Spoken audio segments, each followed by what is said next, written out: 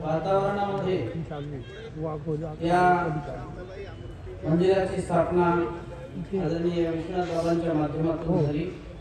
त्या मंदिराचा रौप्य महोत्सव आणि त्या मंदिरामध्ये जे अधिष्ठान आहे की त्या अधिष्ठानाने आमच्या जीवाच्या उद्धरणासाठी आम्हाला जीवोद्धरण प्रक्रियेसाठी ज्या साधनाचा उपयोग आहे असं म्हणजे प्रसाद वंदन। त्या प्रसाद वंदनाचा अभिषेक सोहळा त्या प्रसाद बांधणीच्या निमित्ताने या ठिकाणी आयोजित धर्मसभा। या संपूर्ण धर्मसभेला या ठिकाणी कार्याध्यक्ष म्हणून लागलेले परमपूजनीय प्रातस्मरणीय परिमांडल कुलाचार्य श्री बाबाजी, त्याचप्रमाणे कवीश्वर कुलाचार्य कणाशी निवासी श्री बाबाजी, कवीश्वर कुलाचार्य अखिल भारतीय मानव परिषद अध्यक्ष माझे सस्नेही श्री अमरावती निवासी बाबाजी, त्याचप्रमाणे या सभास्थळी उपस्थित आचार्य प्रवर अजिंठा निवासी बाबाजी, आचार्य प्रवर श्री मकरधोकळा निवासी बाबाजी, त्याचप्रमाणे आचार्य प्रवर श्री बुलढाणा निवासी बाबाजी, त्याचप्रमाणे आचार्य प्रवर श्री बदनापूर निवासी बाबाजी, या ठिकाणी उपस्थित आचार्य प्रवर माऊर पीठाधीश श्री बाबाजी, मठ निवासी आचार्य प्रवर श्री बाबाजी, त्याचप्रमाणे चाळीसगाव टाकली येथील आचार्य प्रवर श्री बाबाजी, त्याचप्रमाणे जळीचा देव येथील श्री आंबेकर बाबाजी, त्याचप्रमाणे आचार्य प्रवर श्री पाथरीकर बाबाजी, आचार्य प्रवर श्री लाड बाबाजी, आचार्य प्रवर चिचोंडीकर बाबाजी, माझ्या मागे उपस्थित असलेले आमचे बंधू आदरणीय आचार्य प्रवर श्री आंबेडकर बाबाजी, त्याचप्रमाणे आमचे बंधू आचार्य प्रवर श्री पातुरकर बाबाजी, या सभास्थानी उपस्थित सर्वच विद्वत ज्ञानीजन या सभा मंचावर उपस्थित आहेत। सर्वच खाली उपस्थित असलेले महंत संत वासनिक सद्भक्त तपस्वी, या तपस्विनीमध्ये सुद्धा सर्वच आदरणीय पूजनीय वंदनीय थोर तपस्विनी आहेत। या कुळातीलच असलेले आदरणीय तपस्विनी कराड येथील बाईजी, आपण सर्वजण या कार्यक्रमाचं औचित्य साधून या ठिकाणी थोर संत महंतांना या ठिकाणी पाचारण करण्यात आलं आणि या थोर संत महंतांच्या माध्यमातून आमच्या पूर्व परंपरेचा जो एक अवसर काळ मंगळ काळाचं जे एक विधान आहे ते विधान साधण्यासाठी जसं एखाद्या भूमीमध्ये गाडलेलं द्रव्य आहे ते प्राप्त करण्यासाठी जसं माणसाच्या ठिकाणी आपण म्हणतो की त्याला पायाळू असावा लागतो, त्याला त्याच्या डोळ्यामध्ये अंजन घालावं लागते, अशा माध्यमातूनच एक भक्तीचं अंजन, ज्ञानाचं अंजन आणि त्या साधनाचं अंजन जर सोबत असेल,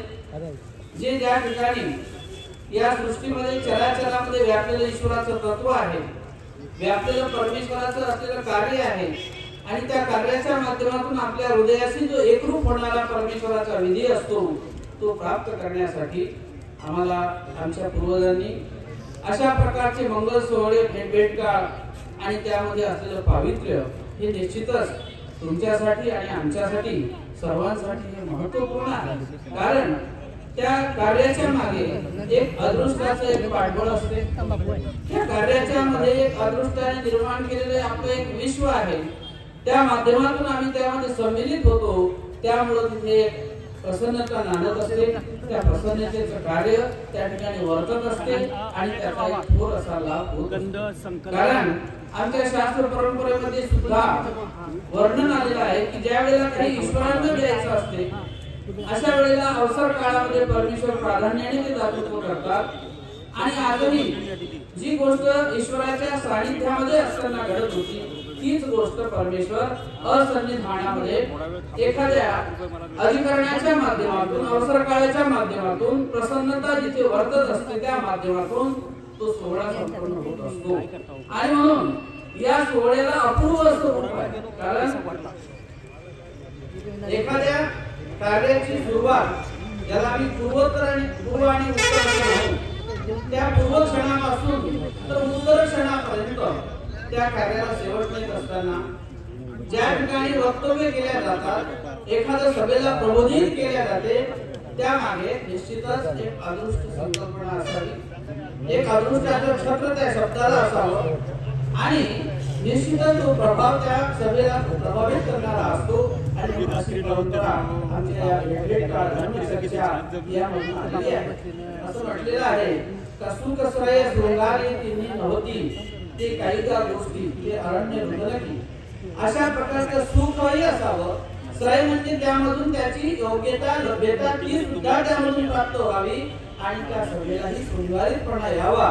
अशा प्रकारची एक आमची परंपरा धर्म सोहळ्याची परंपरा आहे. ती आमच्या गुरुजनांनी ज्ञानीजनांनी आणि पूर्वजनांनी अबाधित ठेवलेली आहे आणि ती आम्हाला सुद्धा अशा प्रकारे पुढे चालून अबाधित ठेवावी लागेल. यासाठी ह्या धर्मसभा असतात. ज्यांनी तो कार्यक्रम घेतलेला असतो त्याचाही त्यामागे उदात्त हेतू असतो आणि तो सफल व्हावा, एक अदृष्ट त्याच्या पदरात कार्य पडावं अशी त्या आयोजकाची त्यामागे संकल्पना असते.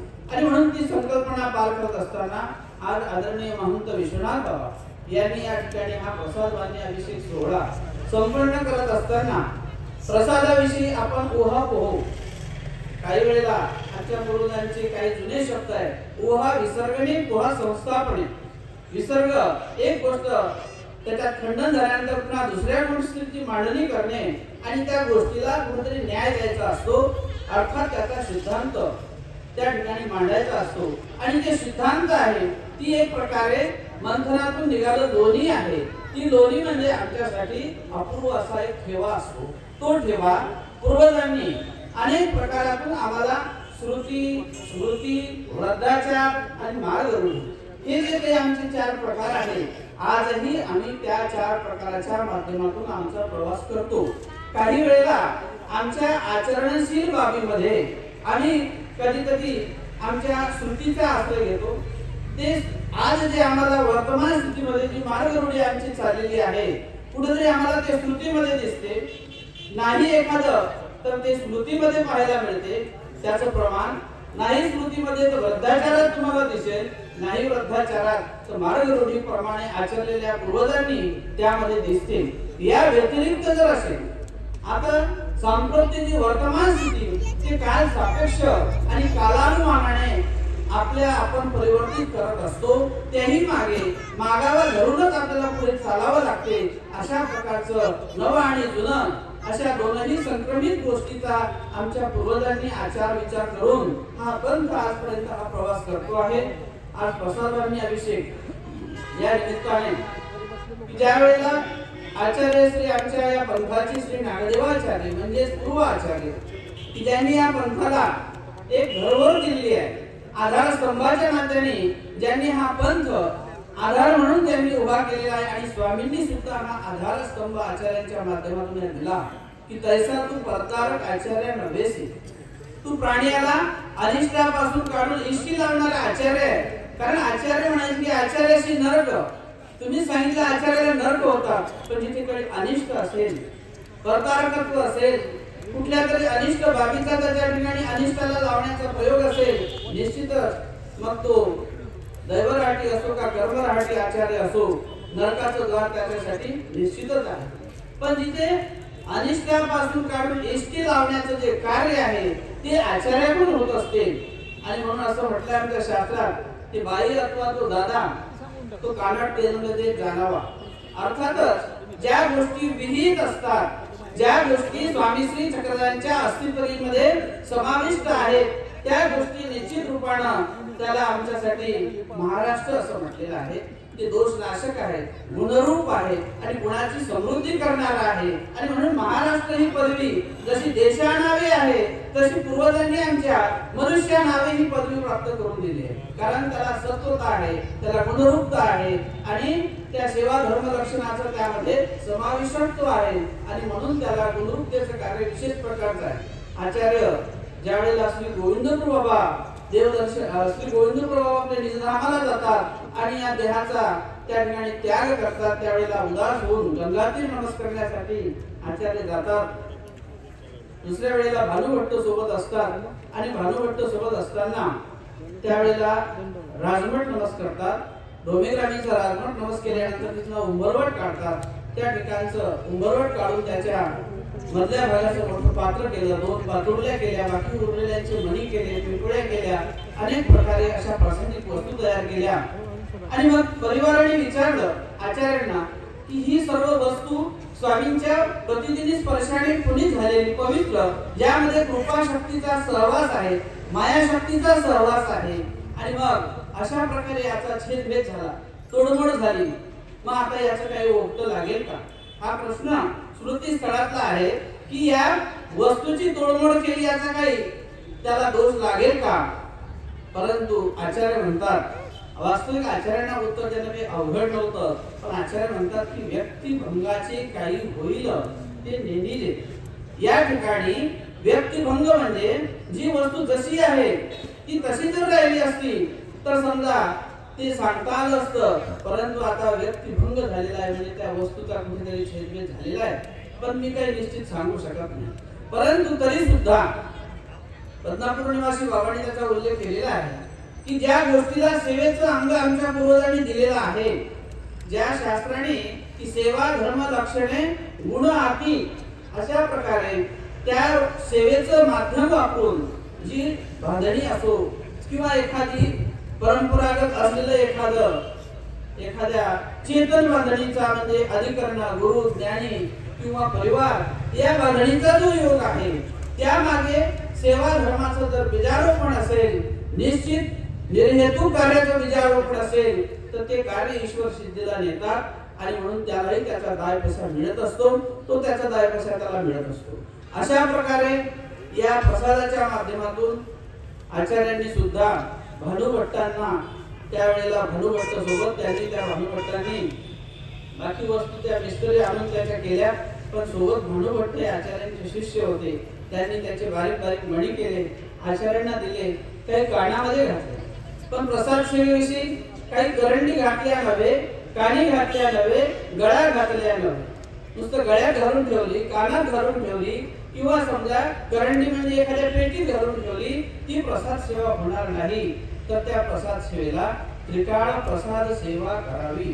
त्रिकाळ म्हणजे तिन्ही काळामध्ये प्रसाद सेवा नुसतं त्या प्रसादालाच म्हटले नाही, वस्त्रालाच म्हटले नसून विशेषाला इथे प्रसाद सेवा म्हटलेली आहे की जिथे परमेश्वराचा प्रसन्नतेचा संबंध आलेला आहे, वस्तू संबंध, अशा प्रकारच्या स्वरूपाचा संबंध ज्या वस्तूला झाला, मग ती प्रसन्नता त्या ठिकाणी आहे. आणि म्हणून तो प्रसाद ज्यावेळेला आम्ही नमस्कार करतो, ती अंतःकरणाच्या ठिकाणी प्रसन्नता आपल्याही त्या परमेश्वराच्या संबंधाने येत असते.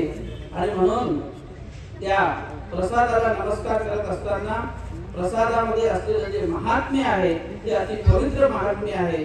आणि प्रसाद जोपर्यंत आपल्या दृष्टीला गोचर असतो, आणि म्हणून जसं स्मृतिस्थळात म्हटलं की व्यक्ती वस्त्र जर असेल ते जळून गेलं, वस्त्र जळून झाले, व्यक्ती सरली, त्या वस्त्राला जर जळाले पण आलं असेल, आमच्या पूर्वजांनी त्याचा कर्दम केलेला आहे, संबंध तिथं निश्चितच आहे, संबंधाचं कार्य तिथं वर्ततं, परंतु प्रसन्नतेचं कार्य त्या ठिकाणी समजा असेल किंवा नसेल ते सांगता येणार नाही, कारण वस्तूचा भंग झालेला आहे.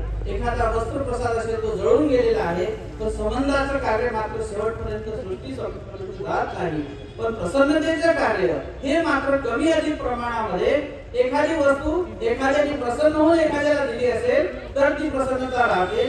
एखादी वस्तू नुसतं आपण एखाद्याचं अंतःकरण दुखून ती घेतली, ती प्रसन्नता तिथे कार्य करत नाही. हे जाणीवेचं कार्य त्या ठिकाणी आहे. आणि म्हणूनच आपल्या या प्रसादाचं महात्म्य फार थोर आहे की त्रिकाळ प्रसाद सेवा करावी. आणि ही प्रसाद सेवा जेव्हा आमच्या सोबत असते, आणि म्हणून नित्य की प्रसाद सेवा दिलेली सांगाती, आम्हाला सुद्धा ही प्रसाद सेवा जी आहे हे नित्य कृपेने प्रत्येकाजवळ दिलेली आहे.